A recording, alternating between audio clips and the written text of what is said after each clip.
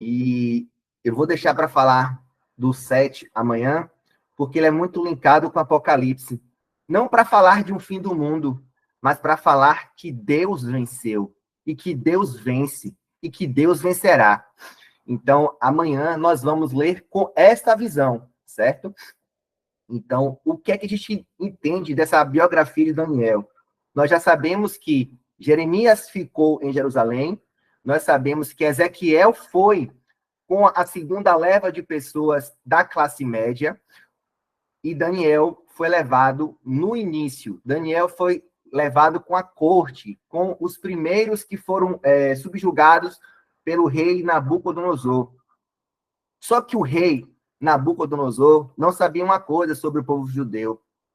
O povo judeu, até os 13 anos, eles estão fundamentados na lei. Eles têm o conhecimento total das suas leis. Aos 13 anos, existe o Bar Mitzvah, em que o menino é considerado homem. E aos 13 anos, esse menino sabe a Torá de cor. Ele não lê mais a Torá, ele tem ela gravada na mente.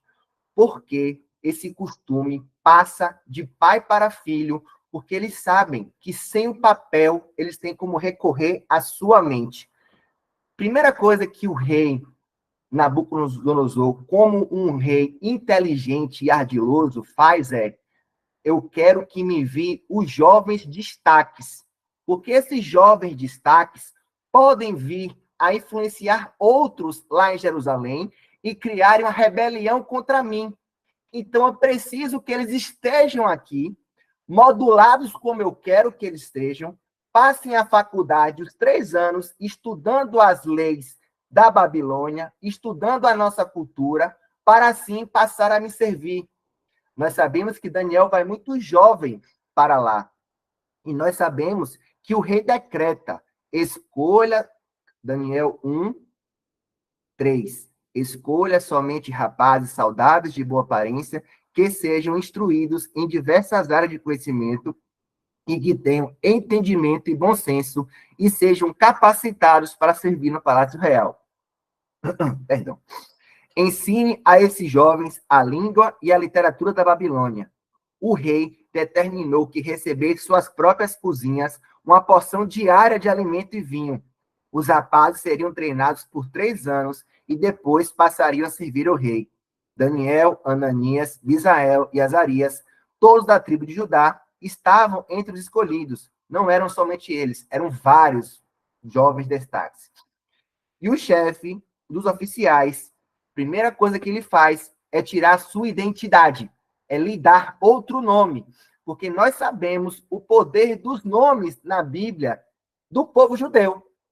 Nós sabemos como os pais escolhiam os nomes dos filhos, porque representavam orações a Deus quando eram pronunciados o nome. E observe que a grande maioria termina com El, que é como louvar a Deus, prestar atenção a Deus, ou ter recorrência a Deus, essa parte final do El. Mas eu não quero me ater ao nome, eu quero me ater ao homem. Vamos lá. Daniel, levado, fora de casa, sem seus pais, com outros amigos, ou não, tem que tomar uma decisão. Vou subir a montanha, vou escalar aqui para ser destaque, para ser o alfa, para ser um capitão, para ser um líder aqui, conforme aquilo que me dá de regra, ou vou ser fiel aos meus princípios e mesmo aqui vou obedecer a meu Deus, e mesmo aqui vou obedecer o que eu entendo ser digno, vou obedecer àquela promessa que eu recebi, que eu voltarei para Jerusalém. E Daniel, não de forma arrogante, faz uma proposta ao seu líder. Eu posso te fazer uma proposta? Testa em mim 10 dias, eu mantendo a minha cultura, eu mantendo as minhas comidas, sem comer joelho de porco, sem comer camarão, sem comer aquilo que o livro de Levítico nega, que eu não posso comer, carne de animais que eu não sei se foram mortos ou estavam... Por favor, faz um teste comigo. E se eu estiver diferente dos outros, você faz o que você achar melhor. Muitas vezes, queremos impor ao outro a nossa birra, queremos colocar de garganta abaixo. Daniel poderia fazer chilique, mas ele usa o que nós entendemos hoje CPNL. Ele coloca para que o outro decida, mas ele já sabendo o que ele poderia fazer. Você acredita que Daniel comeu e não se esforçou ao máximo para ser melhor do que os outros, para que ele mantesse assim? E o que nós estamos fazendo para nos diferenciarmos? Quais instrumentos nós estamos fazendo para fazer isso para com aqueles que amamos e demonstrarmos o quanto cristãos somos? Estamos imitando o mundo ou estamos nos posicionando dessa forma individualmente? Porque as pessoas observam o nosso testemunho, não o que nós falamos, mas as pessoas observam como nós, cristãos, crentes, lidamos com as dificuldades e adversidades. E aqui, eles estavam sendo observados pelos outros jovens, pelos babilônios, pelos outros jovens de outras culturas, porque não se enganem, a Babilônia era um centro. Várias culturas estavam indo para lá. O rei babilônio trazia todos os reis que conquistava e nomeava outros reis. Nós lemos lá em Jeremias que ele nomeou outro rei, Gedalias, para que esse novo rei ordenasse e respeitasse a Nabucodonosor. Mas a gente continua na leitura. Então, nós vemos um rei que escolhe os melhores, que informa, treina esses melhores para servirem o rei, e Daniel pede experiência, e nós vemos que essa experiência dá certo, né? E Deus coloca a informação. Deus concedeu aos 4 rapazes aptidão em comum para entender todos os aspectos da literatura e sabedoria, e a Daniel concedeu capacidade especial para interpretar sonhos e visões. Por que eu estou lendo isso? Porque Daniel foi colocado à prova diversas vezes no que nós lemos. Em nenhum momento ele puxou o mérito para ele. Todas as vezes que ele foi colocado à prova, ele disse, não é por mim, é para que você entenda que Deus é Deus. Não sou eu que estou fazendo nada, é Deus que está me utilizando para que você entenda que Deus é Deus. E a gente segue, e nós vemos Daniel sendo colocado numa demanda super difícil. Daniel é colocado numa situação específica, em que causaria a morte dele, a morte dos amigos, e ele não tinha resposta. E o que é que Daniel faz? Daniel vai, convoca os amigos e impetra ou solicita um jejum, solicita oração para que Deus fale através dele. Daniel convoca os amigos e ele fala, Daniel 2,17, Daniel voltou para casa e contou a seus amigos, Ananias, Misael e Azarias, o que havia acontecido, e pediu que suplicassem a Deus dos céus que tivesse misericórdia deles e revelasse o segredo, para que não fossem mortos como os outros sábios da Babilônia. Naquela noite, o segredo foi revelado a Daniel numa visão. Então, Daniel louvou a Deus e disse, o que foi lido, né? Então, Daniel é levado ao rei, e o rei pergunta a ele, Daniel, você pode mesmo me dizer qual é o significado desse sonho? E olha o que Daniel responde.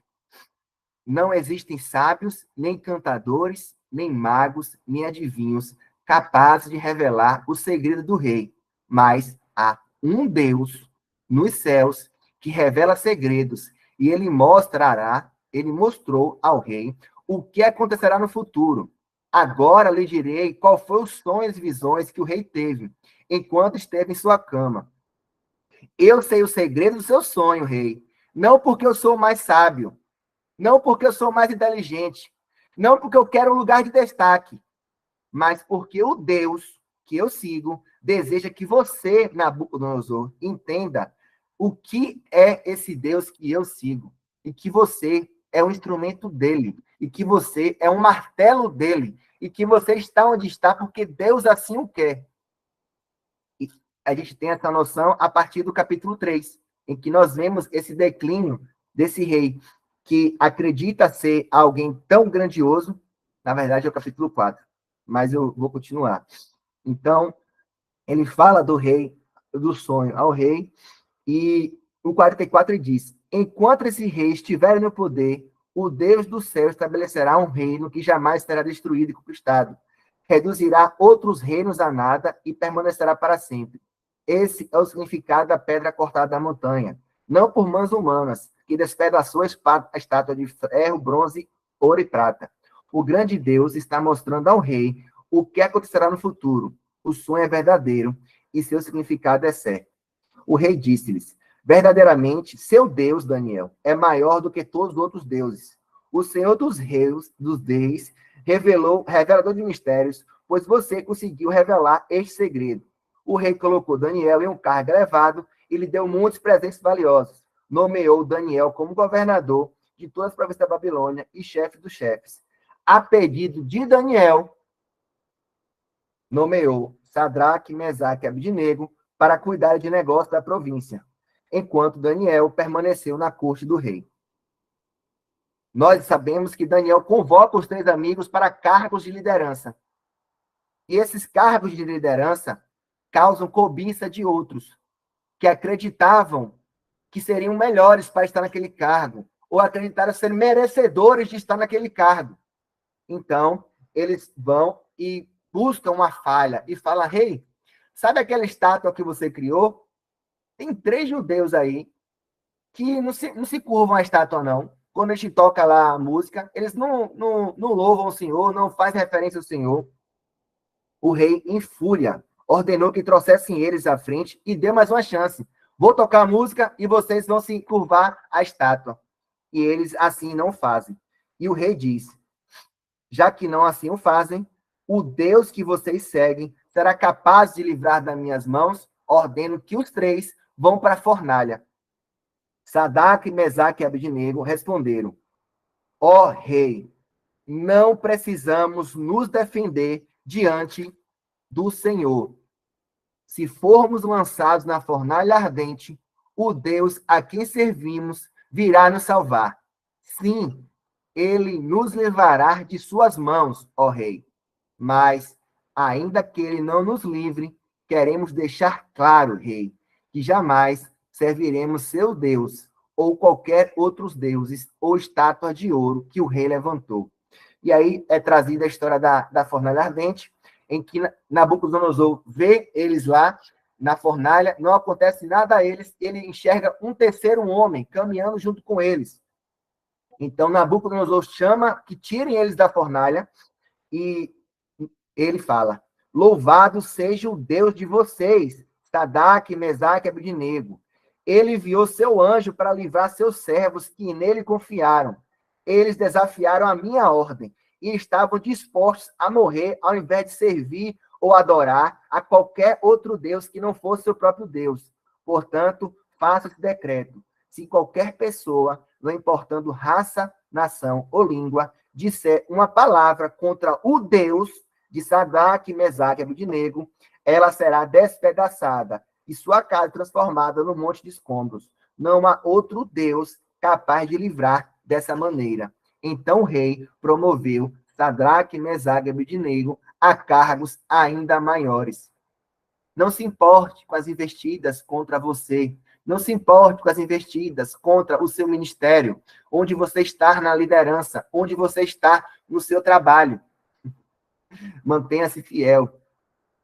Aqui é um exemplo claro que Deus te chama, Deus te capacita, Deus te sustenta e Deus te honra. Eles tinham um cargo, queriam esse cargo dele, eles se manteram fiéis a Deus e eles foram para um cargo maior ainda. Segue.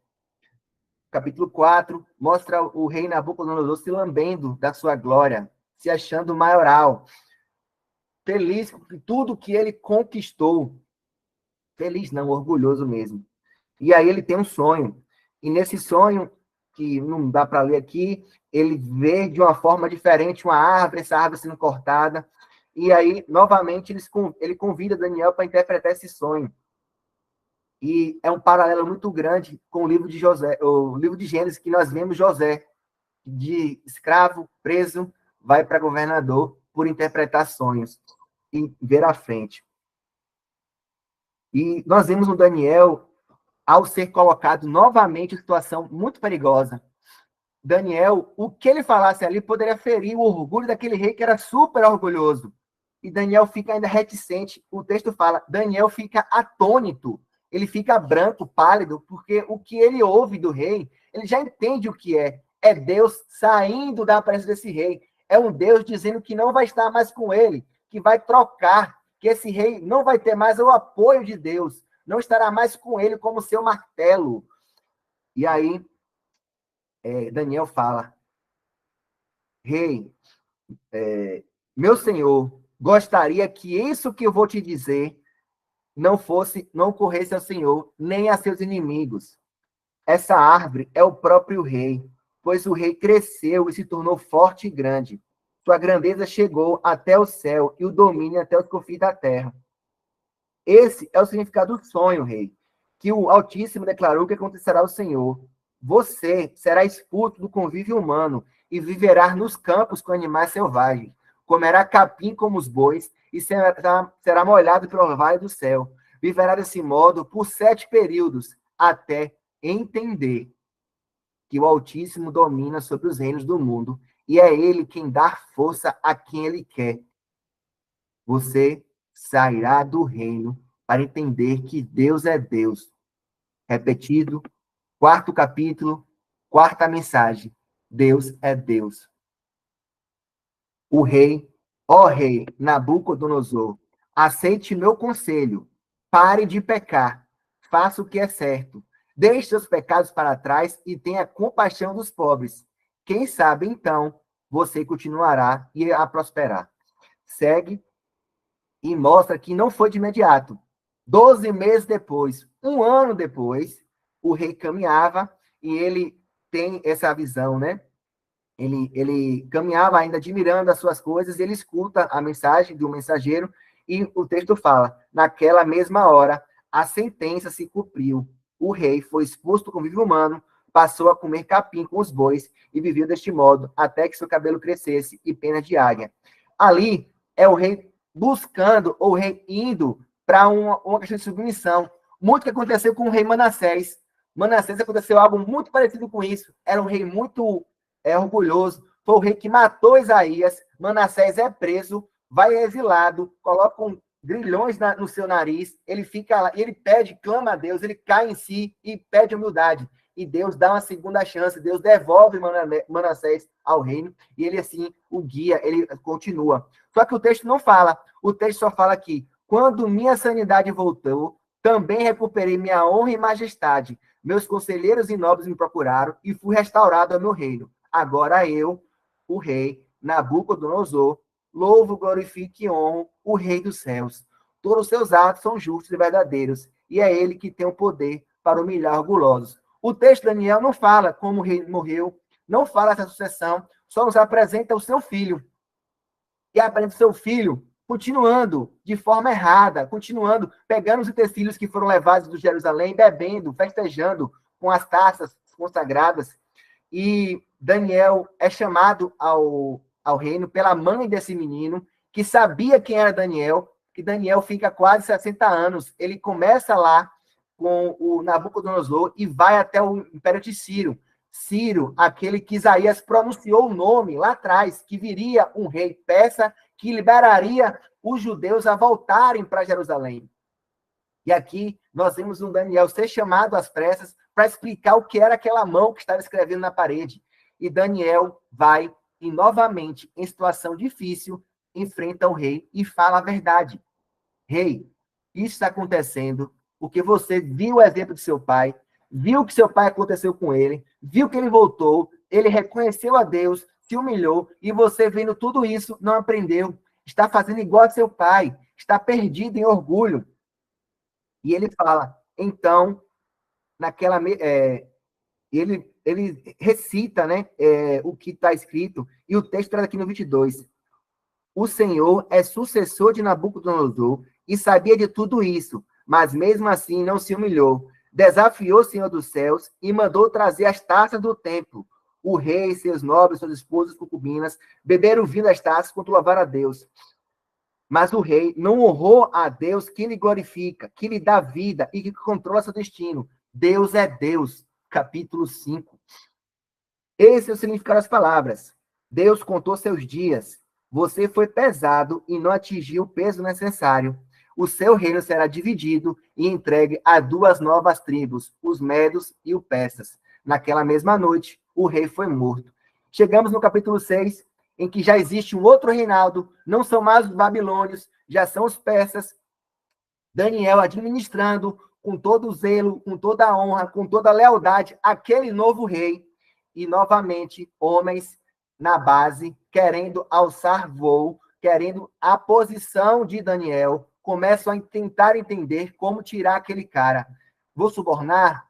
Vou colocar casca de banana para ele cair? Vou apresentar situações diversas do mundo? Mas Daniel, firmado na palavra, desde os 13 anos, com alicerce forte e que ninguém via, profundo na palavra, não aceitava nada, não se vendia ao mundo. E o que eles encontram, então, é criticar a sua fé. Eles inventam um decreto muito parecido com o decreto que nós lemos em Esther. Vocês conseguem ver as correlações? Esther vai vir depois de Daniel. E também existe um decreto para matar os judeus por aquele outro... esqueci o nome dele agora. Que tem Mardoqueu e tem Ananias, né? Que cria aquela forca gigantesca para matar Mardoqueu. E aí eles lançam esse decreto em que aqueles que cultuassem outros deuses, não ao Deus persa, morreria. Daniel, novamente, situação difícil. Faria o quê? Beleza, vou orar escondido. Eu vou continuar aqui como crente que sou, mas ninguém precisa saber que eu sou crente, não. Daniel escancara a janela, vai para o alto, para que as pessoas vejam ele louvando a Deus. Daniel era maluco? Não. Ele sabia a sua influência para outros. Daniel sabia que outros iriam observá-lo. Então, meus irmãos, vocês entendam, hoje e sempre, você que é pai, você que é mãe, seu filho te observa. Você que é líder, seus liderados te observam. Você faz, não porque o outro está te observando, porque você sabe que Deus é Deus. Daniel escancarou as portas e continuou orando a Deus. E chega a galerinha do mal, que está aqui, orando a Deus, descumprindo o decreto. E o rei, quando recebe a rebordosa, percebe que caiu na armadilha. Meu Deus, vou ter que matar o meu grande administrador, o que me traz riquezas, assim como José. E nós vemos que o rei fica aflito. O rei fica... E está escrito aqui, quando o rei ouviu isso, ficou muito angustiado e procurou formas de salvar Daniel. Passou o resto do dia pensando de um modo de livrar da situação. À noite, os homens foram lá e ratificaram. Se o senhor sabe que o decreto persa é fiche, você falou, tem que cumprir. Você não pode voltar atrás, igual lá em Esther. Você não pode voltar. Você não pode fazer algo que já está na pedra. E aí o rei decreta, né? O rei deu ordens para que Daniel fosse preso e lançado à cova dos leões. E o rei disse, Daniel, que o seu Deus, a quem você serve fielmente, o livre. Então trouxeram a pedra, colocaram a pedra, o rei voltou ao seu palácio, passou a noite, não quis nenhum divertimento, não conseguia dormir a noite inteira, e de manhã bem cedo, levantou-se e foi apressadamente à cova dos leões. Quando chegou lá, gritou angustiado, Daniel, servo do Deus vivo, o Deus a quem você serve tão fielmente, pode livrar dos leões? Daniel respondeu, que o rei viva para sempre, mas meu Deus enviou um anjo para fechar a boca dos leões, de modo que não me fizesse mal algum, pois fui considerado inocente aos olhos de Deus, e também não fiz coisa alguma contra o Senhor. O rei ficou muito alegre e ordenou que tirasse Daniel da cova. E não havia um arranhão sequer naquele homem. Mas os leões eram banguelas. O rei achou a forma de botar leão banguela lá dentro, leão manso, leão de circo, que não fazia nada, gatinho. Não, irmãos. O rei pegou a família e os homens que tinham denunciado Daniel e colocou nessa mesma cova. E nós lemos o que aconteceu com eles. Porque Deus é Deus. E Deus quer mostrar, através de nós, que Ele é Deus. Se você está recuperado de uma doença, se você está da depressão, se você recuperou seu casamento, se você trouxe seu filho de volta do lugar que ele estava, se você tem algo, mostre ao povo. Seu testemunho é vivo, porque Deus é Deus. E o povo precisa entender isso, que Deus é Deus. O livro de Daniel não traz mistério algum para você ficar nervoso, preocupado, triste, que vai acabar o mundo. Não. O livro de Daniel quer lhe dizer que Deus é Deus, e Deus vence, venceu e vencerá sempre. Precisamos entender o Deus que nós confiamos. Precisamos ver esse Deus vivo em nossa vida. Precisamos viver esse Deus todos os dias. E todos os dias nós seremos colocados em situações difíceis. Como esses 6 capítulos, Daniel passou por provas. E ele conseguiu mostrar a todos aqueles que observavam que Deus é Deus. Então, meus irmãos, como é que foi a leitura para vocês hoje?